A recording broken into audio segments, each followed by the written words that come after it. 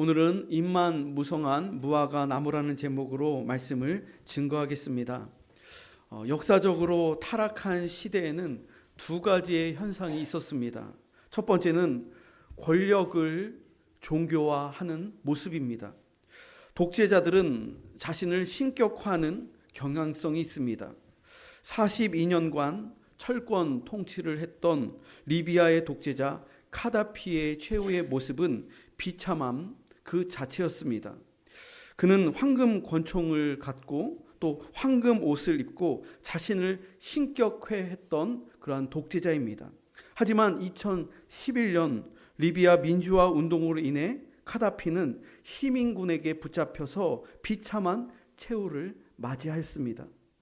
이집트의 바로왕, 로마 제국의 시저와 같은 절대 권력자들은 자신의 권력을 종교로 만들고자 자신을 신의 위치로 높이려고 그렇게 노력했던 사람들입니다. 여러분, 북한의 공산 정권 역시 마찬가지입니다. 김일성, 김정일, 김정은으로 이어지는 3대 세습은 끊임없이 그들의 그 자리를 공고하게 다지려고 우상화하는 작업을 했고, 더 나아가서 그들을 종교화 시켰습니다. 하나님의 자리에 수령을 가져다 놓은 거예요.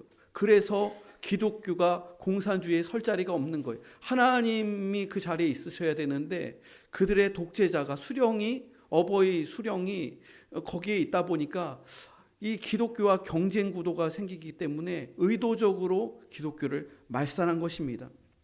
하지만 어떠한 권력이든지 종교화하는 권력은 단 한 번도 그 권력이 생존한 전력이 단 한 건도 없었습니다. 나중에는 다 비참한 최후를 맞이했다는 거예요. 역사가 다 그렇게 증명하고 있습니다. 그러므로 북한의 세습 정권도 언젠가는 반드시 무너지게 되어 있습니다.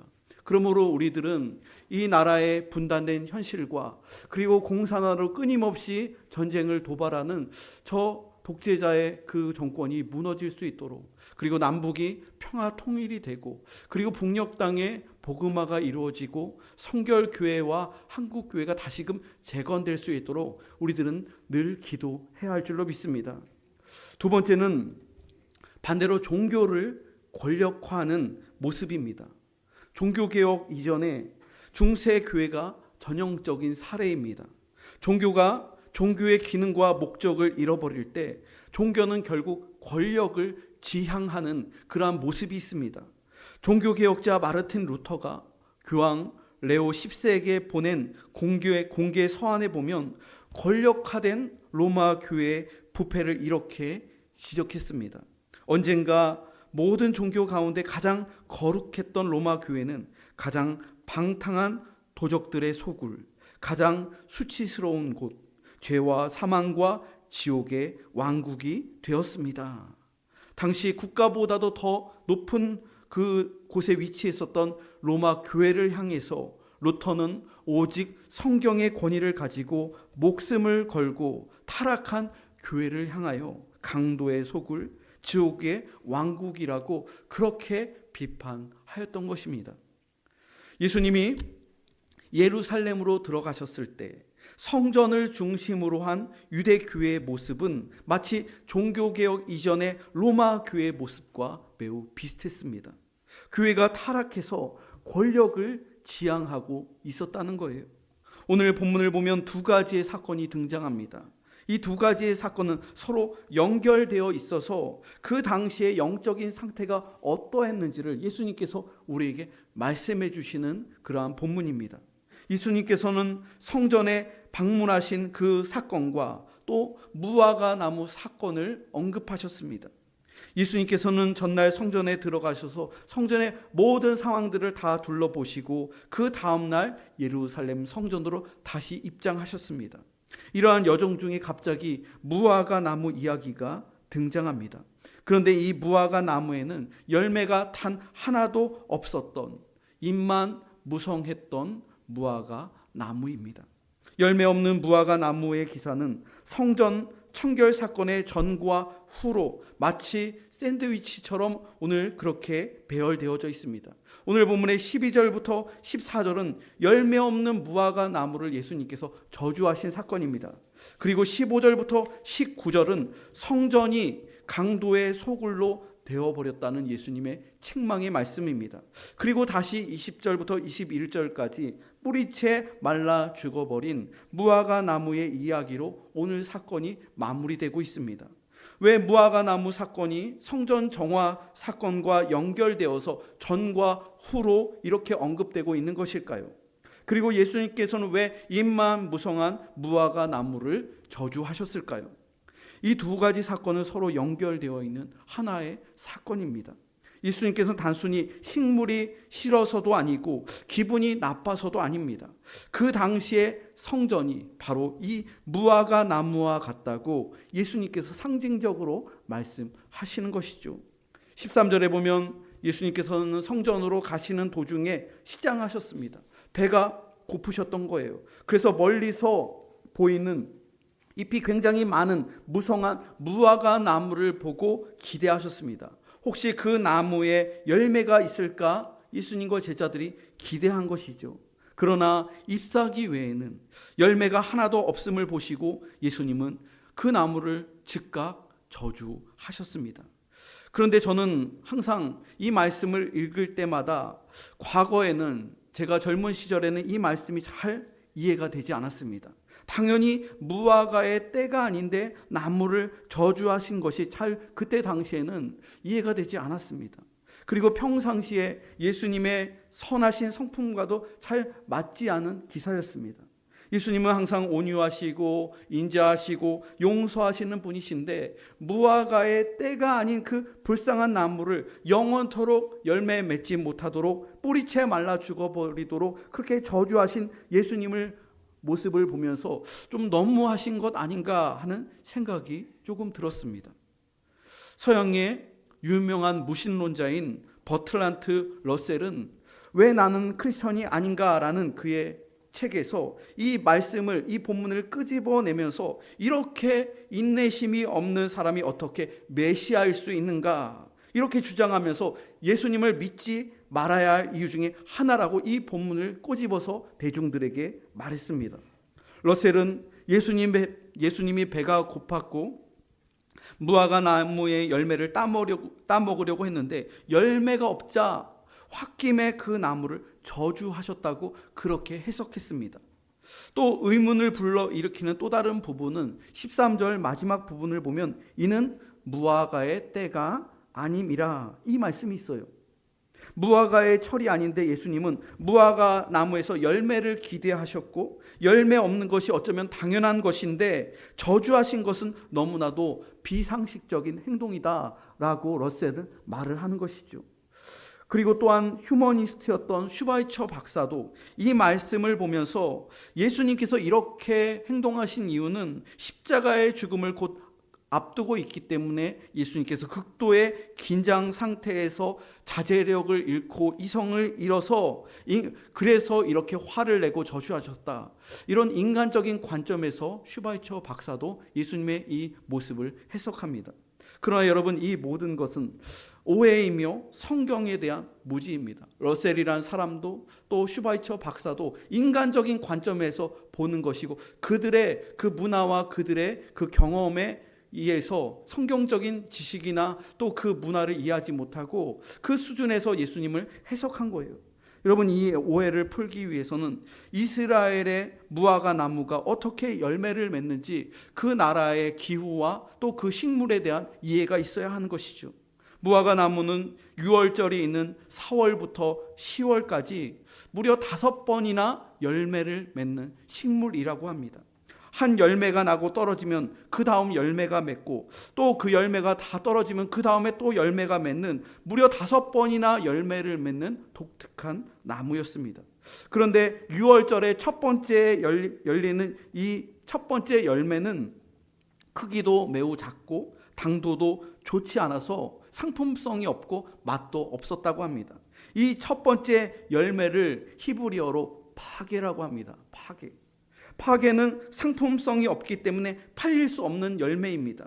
그리고 파괴를 다 따내지 않으면은 두 번째부터 다섯 번째까지 진짜 열리는 상품성이 있는 무화과 나무의 열매를 이렇게 얻을 수가 없는 거예요. 그래서 그 첫 번째 파괴를 그냥 빨리 소진해야 되는 거예요. 그래서 지나가는 행인이나 배고픈 사람들이 자유롭게 그 첫 번째 파괴, 그 무화과 열매를 얼마든지 그냥 따먹어도 되는 그러한 열매인 것이죠. 오히려 따먹는 것이 그 나무 주인에게 도움을 주는 경우이죠. 두 번째부터 다섯 번째까지 열리는 무화과 나무의 열매를 테엔나라고 합니다. 이 열매가 우리가 생각하는 탐스럽고 당도가 좋은 무화과 나무의 열매입니다. 그런데 중요한 것은 첫 번째로 무화과 나무의 열매가 열리지 않으면 나머지 두 번째부터 다섯 번째까지도 열매가 열리지 않는 거예요. 처음에 열매가 안 열리면 끝까지 이 나무는 열매가 안 열린다는 거예요. 예수님이 기대하신 열매는 진짜 무화과 나무의 열매가 아니라 그 첫 번째 열매, 파괴입니다. 그 첫 번째로 열리는 그 열매를 좀 쉬고 좀 작아도 그 허기를 달래기 위해서 예수님과 제자들이 기대하셨는데 이 나무는 잎은 굉장히 많은데 단 하나의 열매도 없었다는 거예요. 또 무화과 나무의 특징은 잎이 굉장히 많으면 그와 비례적으로 열매가 많은 것이 정상적인 거예요. 그래서 잎이 무성하면은 그 파괴 첫 번째 열매가 많이 있어야 되는데 하나도 없었던 거예요. 이 나무는 결국 그러면 두 번째도 안 열리고 세 번째도 안 열리고 쭉 잎만 많이 있지 앞으로도 미래에도 영 이 나무는 열매를 못 맺는 나무라는 것이죠. 예수님께서는 이것을 아셨기 때문에 열매 없는 그 나무를, 잎만 무성하고 열매 없는 그 나무를 저주하신 거예요. 예수님께서는 잎만 무성한 무화과 나무를 저주하시며 권력화되어 영적인 생명력을 상실한 유대 교회를 향하여 강력하게 말씀하시는 거예요. 너희들의 모습이 이 열매 없는 무화과 나무와 똑같다. 그렇게 유대 교회와 종교 지도자를 향해서 질타하시는 거예요. 화려한 잎사귀는 많이 있는데 열매는 단 한 개도 없는 너희들의 모습과 똑같다는 거예요. 열매 없는 잎만 무성한 무화과 나무는 바로 예루살렘 성전의 영적인 모습을 그대로 비춰주는 사건이라는 것이죠. 예수님께서는 다시 성전에 오셔서 그들의 영적인 상태를 보시니까 그들의 모습에 열매가 전혀 없었습니다. 교회당을 들어가 봤는데, 성전 안을 들어갔는데 그들에게 아무런 열매가 없었다는 거예요. 나무는 화려합니다. 잎은 무성합니다. 성전의 외형도 그럴싸합니다. 46년 동안 화려하게 헤롯 성전을 의리하게 건축했습니다. 성도들도 굉장히 많습니다. 전국 각지에서 제사를 드리기 위해서 수많은 순례객들이 1년에 그 절기에 맞춰서 수백만 명이 예루살렘 성전으로 몰려옵니다. 예배도 아침 일찍 1부 예배부터 5부, 6부, 7부까지 늦은 오후까지 하루 종일 예배가 진행됩니다. 헌금은 셀 수 없을 정도로 엄청납니다. 예루살렘 교회는 성도들이 낸 그 예물과 또 짐승들과 그런 것들로 금과 은이 넘쳐났습니다. 교회의 시스템과 행정이 완벽합니다. 모든 것이 다 전문적으로 잘 나뉘어져 있습니다.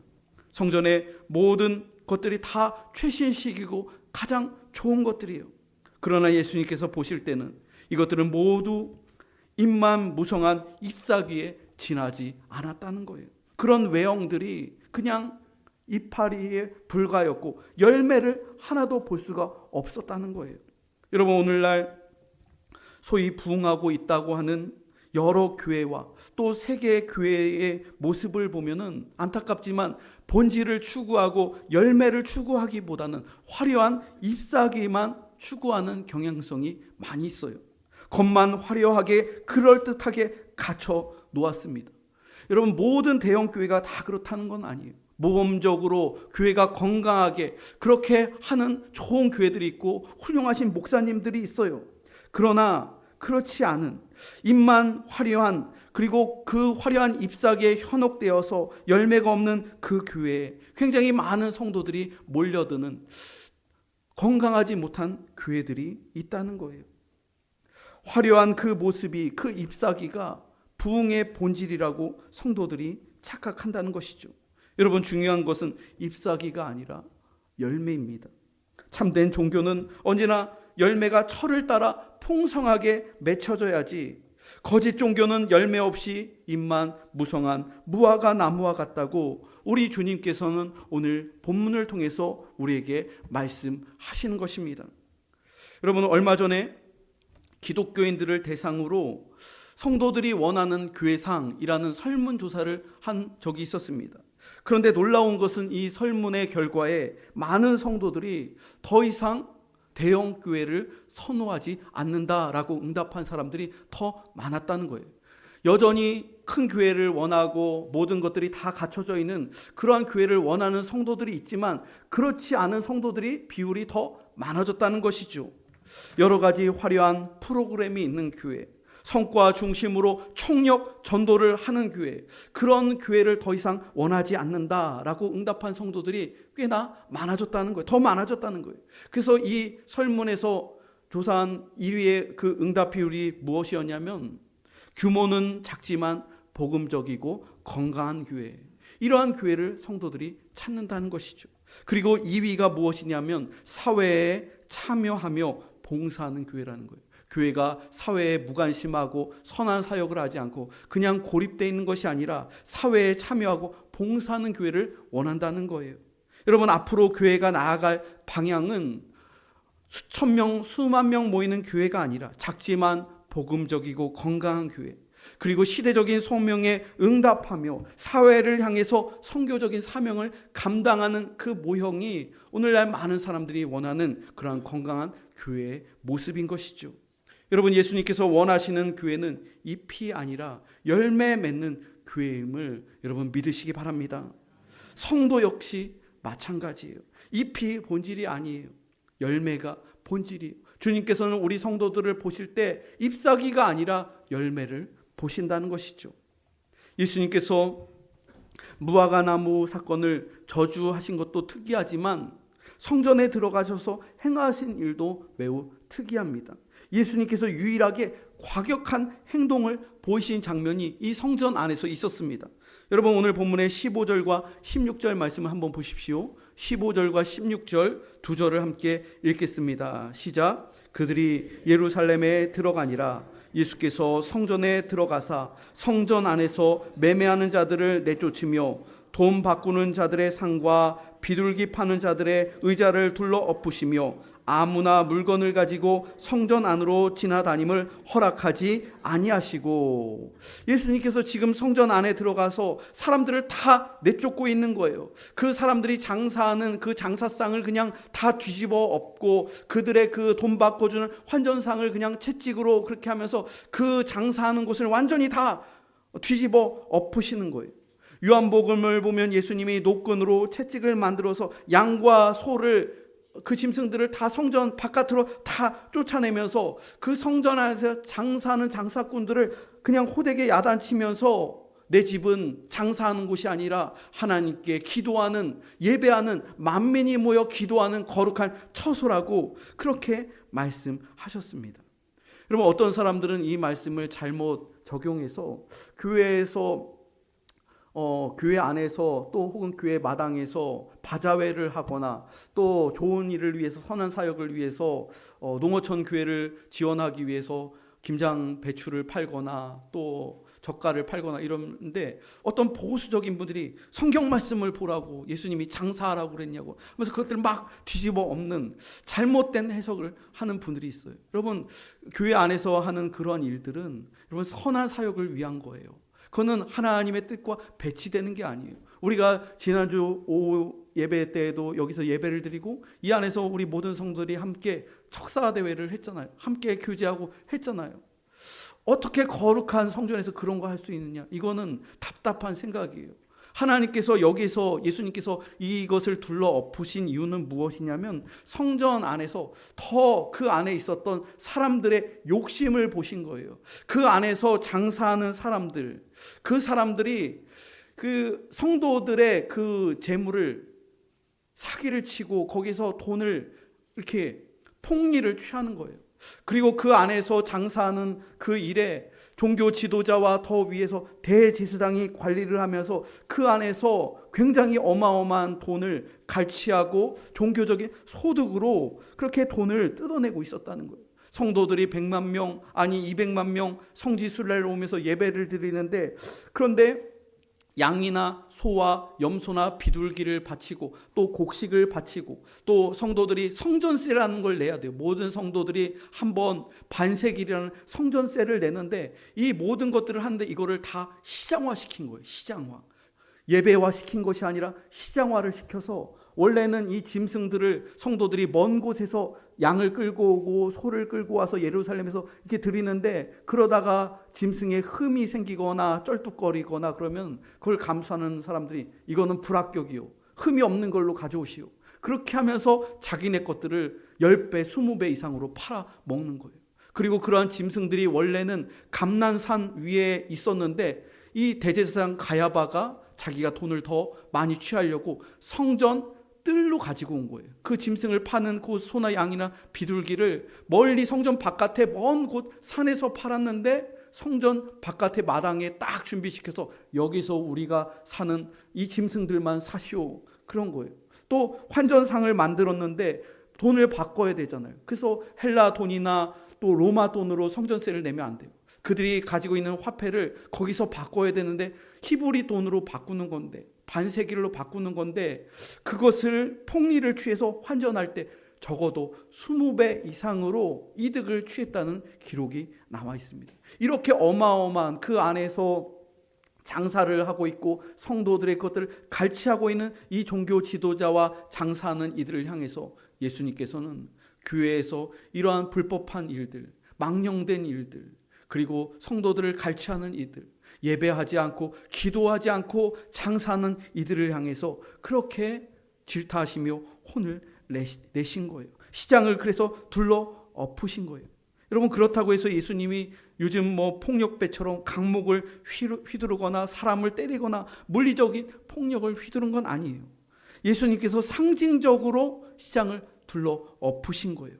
그리고 상을 엎으시고 화를 예수님께서 내신다고 그 많은 장사꾼들이 다 도망갔을까요? 장사를 접었을까요? 아니에요. 그래도 하는 것이죠.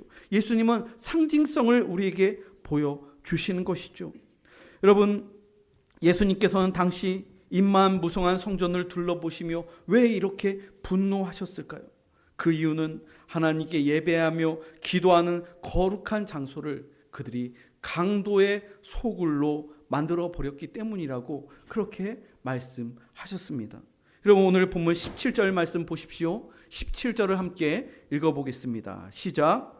이에 가르쳐 이르시되 기록된 바 내 집은 만민이 기도하는 집이라 칭함을 받으리라고 하지 아니하였느냐. 너희는 강도의 소굴을 만들었도다 하시매. 여러분, 교회가 어떤 곳입니까? 교회는 하나님의 집입니다. 교회는 거룩하신 하나님께서 임재하신 거룩한 처소입니다. 그러므로 교회는 완전하시고 거룩하신 하나님께 경배하며 예배하며 기도하는 거룩한 처소입니다. 그런데 그 거룩한 하나님의 전을 너희는 강도의 소굴로 만들어 버렸다고 예수님께서 당시 예루살렘 교회의 종교 지도자를 질타하신 거예요. 여러분, 오늘날에도 하나님의 교회가 얼마든지 강도의 소굴로 변할 수 있다는 거예요. 한순간에 강도가 되는 것이 아닙니다. 한순간에 한꺼번에 교회가 강도의 소굴로 바뀌지 않는다는 거예요. 하지만 참된 기도와 참된 예배를 잃어버리는 순간 서서히 교회가 강도의 소굴로 변해 갈 수 있다는 거예요. 그래서 예루살렘 성전에서 이루어지고 있는 이 일들이, 그 안에 있었던 모든 사람들은 이 일이 자연스럽고 당연하다고 생각했다는 거예요. 그러면서 당연하다고 생각한다고 하는 것, 또 편리하다고 생각하는 것, 이것이 점점 굳혀지면서 하나님께서 기뻐하시지 않는 강도의 소굴로 천천히 서서히 변해 버렸다는 것이죠.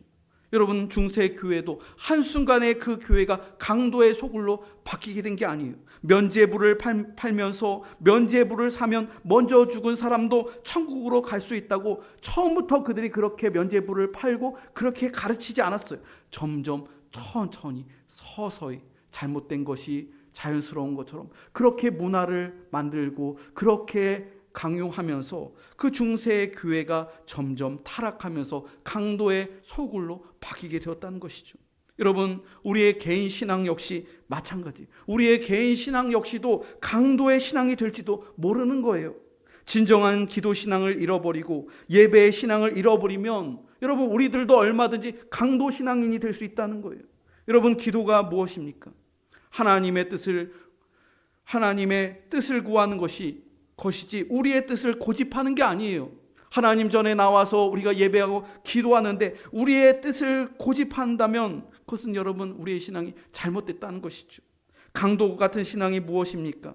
자신의 뜻을 하나님의 뜻에 맞추지 않고 하나님의 뜻이 무엇인지 전혀 생각하지 않고 자신이 원하는 것을 하나님을 이용해서 온전히 그분의 이름으로 포장한 채 위선하는 것, 위장하는 것, 자신의 탐욕을 하나님의 이름으로 이끌어내는 것, 하나님의 집, 하나님의 공동체를 자신이 원하는 탐욕의 수단으로 이루어내려는 것이 바로 강도 신앙이라는 것이죠. 바로 이러한 모습이 예수님 당시 유대 성전에서 이루어지고 있었던 모습입니다. 그리고 중세 로마 카톨릭에서 교회가 타락했을 때 이루어졌던 일들이에요. 그리고 오늘날 일부 교회에서도 교회의 질서가 무너지고 올바른 목회가 무너지면서 교회가 표류하고 어려움을 겪고 있는 일들도 그 안에 강도 신앙이 있기 때문에 그런 것이죠. 여러분, 참된 예배와 참된 기도를 잃어버리면 우리는 헛된 종교 생활을 하고 있는 것입니다. 결국 우리의 모임이 강도의 소굴이 될 수도 있다는 거예요. 겉은 화려하고 웅장하지만 어느 순간 그 모임을 보면, 그 집단을 보면, 그 교회를 보면 강도의 소굴로 점차 변질되는 곳이 있다는 것이죠.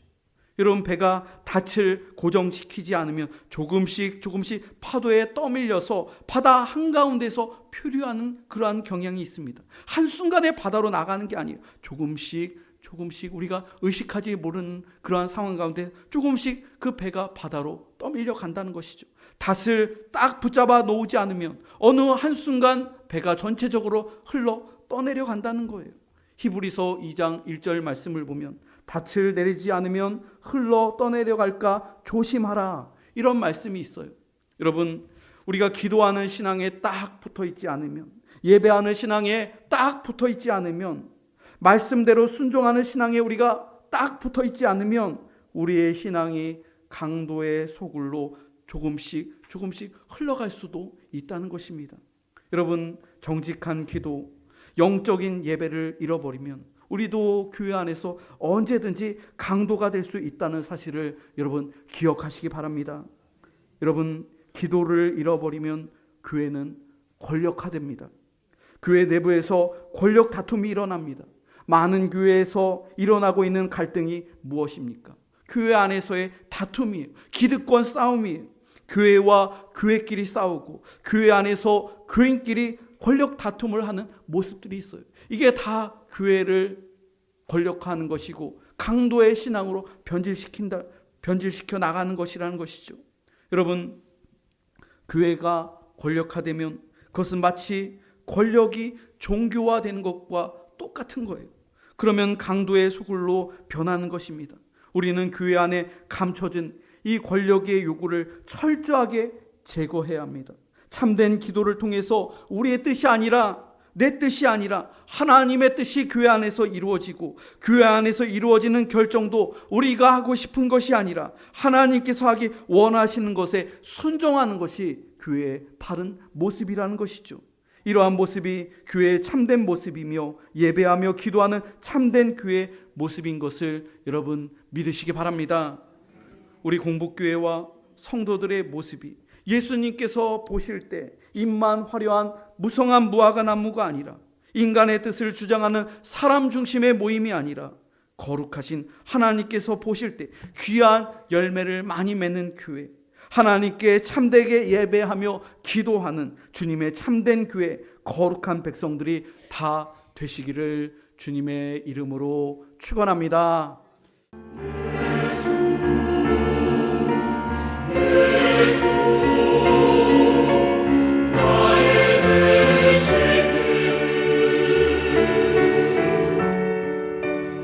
예수